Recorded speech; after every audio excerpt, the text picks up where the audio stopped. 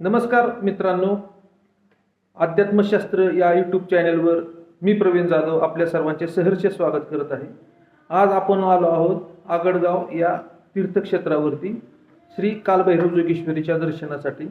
तर या ठिकाणी हे मंदिर कुणी बांधलं, कसं बांधलं, या ठिकाणी देवता कसा आला, त्या संबंधी आपण माहिती घेण्याचा प्रयत्न करणार आहे इथले पुजाऱ्यांकडून.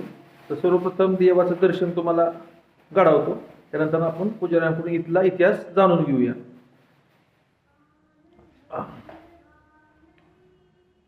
कालभैरव आणि जोगेश्वरी.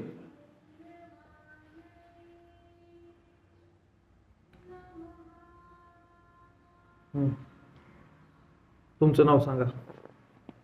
सागर शिंदे, पुजारी गुरव. काशीवरून सोनारीला जात असताना विश्रांतीसाठी थांबलेले नाथ.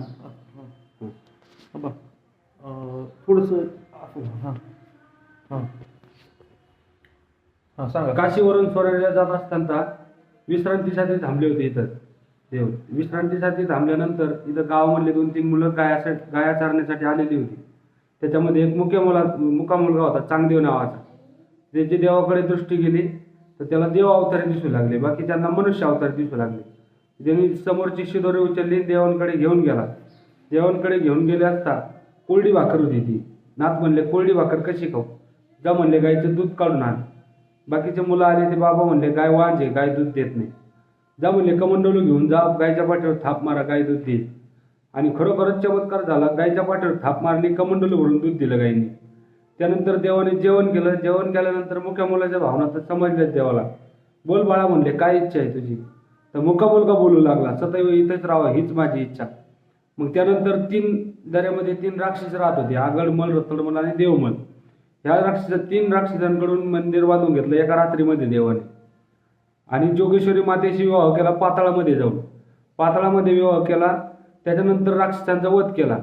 ते एक राक्षसांचं एक थेंब जमिनीवर पडल्यावर 1000 राक्षस निर्माण व्हायचे. तर मग जोगेश्वरी मातेने रक्तप्राशन केलं आणि भैरवनाथाने त्यांचं खंडन केलं. त्यानंतर देव इथं स्थायिक झाले. म्हणजे ज्या राक्षसांनी मंदिर बांधलं त्यांनाच मारलं का? त्यालाच मारलं देवाने. होय का? हो.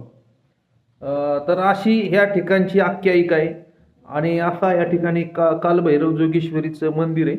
मंदिर तुम्हाला पूर्ण राऊंड मारून मंदिर दाखवण्याचा प्रयत्न करतो मी.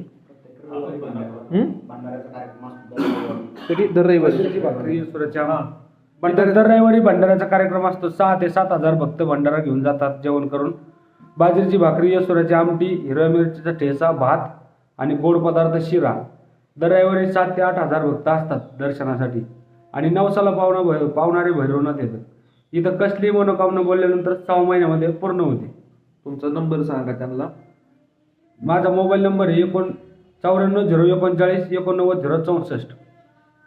यांचा मोबाईल नंबर सुद्धा मी डिस्क्रिप्शनमध्ये टाकीन. तर या ठिकाणी जर तुम्हाला येत असेल तर तुम्ही यांना कॉन्टॅक्ट करू शकता. आपण तुम्हाला मंदिराचा परिसर फिरून दाखवतो. हे बघा किती मजबूत उंच खांब आहेत. हे पूर्ण मंदिर एका रात्रीमध्ये बांधलेलं आहे. सगळं मोठे मोठे पाषाण आहेत सगळ्या मंदिरात. हे नागारे 2.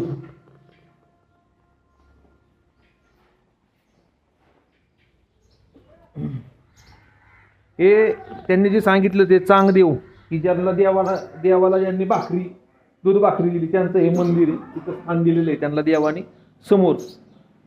आणि हे वरती आगडमल, रतडमल आणि देवमल हे 3 राक्षस होती. यांनी हे मंदिर बांधलेले.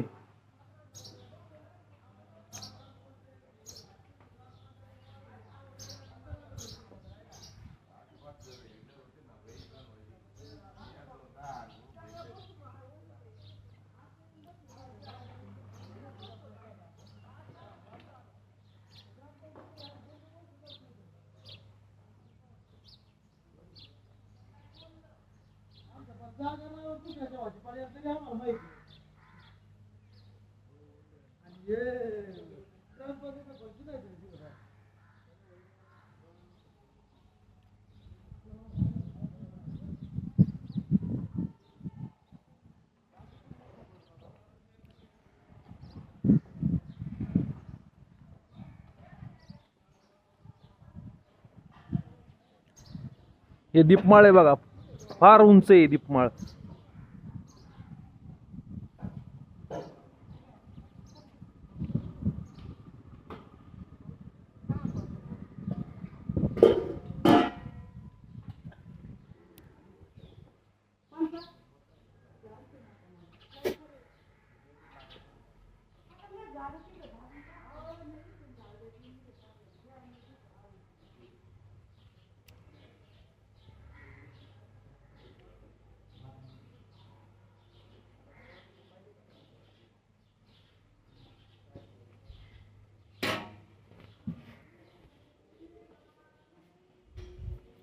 काका, या ठिकाणी देवाचा जो उत्सव असतो हा. तो कधी असतो? ती जत्रा वगैरे भूतांची भरती, ही काय भानगड आहे? एप्रिल महिन्यामध्ये यात्रा असते.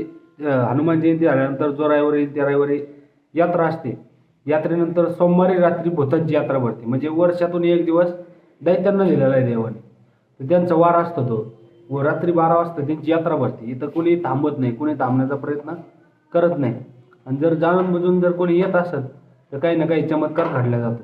कोण थांबलं होतं का आधी कधी? नाही, अंधश्रद्धा निर्मूलनवाले आले होते, त्यांना चमत्कार घडला, ते पळून गेले. आलते किती वर्षापूर्वी? कोण आलं होतं? 10-15 वर्षापूर्वी आले होते, थांबले होते? पुण्याची टीम होती. अच्छा, त्यांना काय झालं त्रास? त्यांना चमत्कार घडला, ते भगवंताने त्यांना चमत्कार दिला, ते पळून गेले रात्री 11 वाजता. तर मित्रांनो, असं ही जागृत देवस्थान आहे कालभैरव देवी जोगेश्वरी. तर तुम्ही शक्यतो जीवनात एकदा तरी या ठिकाणी येऊन दर्शन घेण्याचा प्रयत्न करा, कारण की सिद्धपीठ आहे.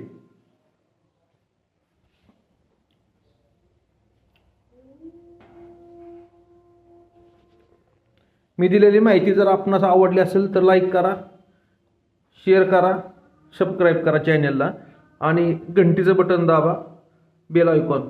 धन्यवाद.